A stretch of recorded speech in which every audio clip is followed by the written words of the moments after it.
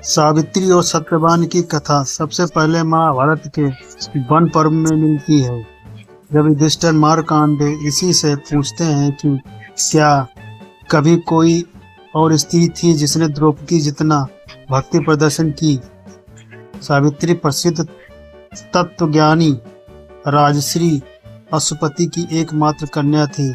अपने वर की खोज में जाते समय उसने निर्वासित और वनवासी राजा धूम्रसेन के पुत्र सत्यवान को पति रूप में स्वीकार कर लिया। जब देवर्षि नारद ने उनसे कहा कि सत्यवान की आयु केवल 1 वर्ष की ही शेष है, तो सावित्री ने बड़ी दृढ़ता के साथ कहा, जो कुछ होना था सो तो हो चुका है। माता पिता ने भी बहुत समझाया, परंतु सती अपने धर्म से नहीं डिगी। सावित्री का सत्यवान के साथ विवाह हो गया। सत्यवान बड़े धर्मात्मा, माता पिता के भक्त और सुशील थे। सावित्री राजमहल छोड़कर जंगल की कुटिया में आ गई।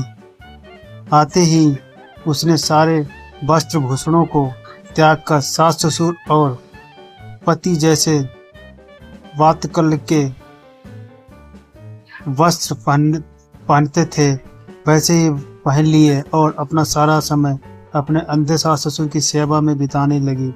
सत्यवान की मृत्यु का दिन निकट आ पहुंचा। सत्यवान अग्निहोत्र के लिए जंगल में लकड़ियां काटने जाया करते थे। आज सत्यवान के महाप्रयाण का दिन है। सावित्री चिंतित हो रही है। सत्यवान कुल्हाड़ी उठाकर जंगल की तरफ लकड़ियां काटने चले। सावित्री ने भी साथ चलने के लिए अत्यंत आग्रह किया।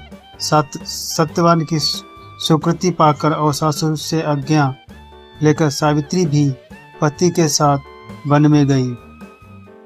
सत्यवान लकड़ियां काटने वृक्ष पर चढ़े, परंतु तुरंत ही उन्हें चक्कर आने लगा और वे कुल्हाड़ी फेंक कर नीचे उतर आए। पति का सिर अपनी गोद में रखकर सावित्री उन्हें अपने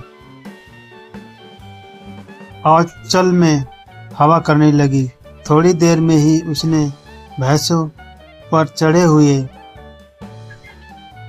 काले रंग के सुंदर अंगों वाले, हाथ में फांसी की डोरी लिए हुए, सूर्य के समान तेज वाले और भयंकर देव पुरुष को देखा। उसने सत्यवान के शरीर से फांसी की डोरी में बंधे हुए अंगूठे के बराबर पुरुष को बलपूर्वक खींच लिया।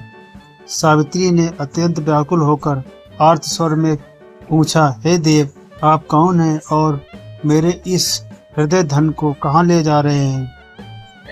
उस पुरुष ने उत्तर दिया, हे तेजस्विनी, तुम पवित्रता हो, अतः मैं तुम्हें बताता हूँ कि मैं यम हूँ और आज तुम्हारे पति सत्यवान की आयु क्षीण हो गई है, अतः मैं उसे बांध कर ले जा रहा हूँ। तुम्हारे सतीत्व के तेज के सामने मेरे दूत नहीं आ सके, इसलिए मैं स्वयं आया हूँ।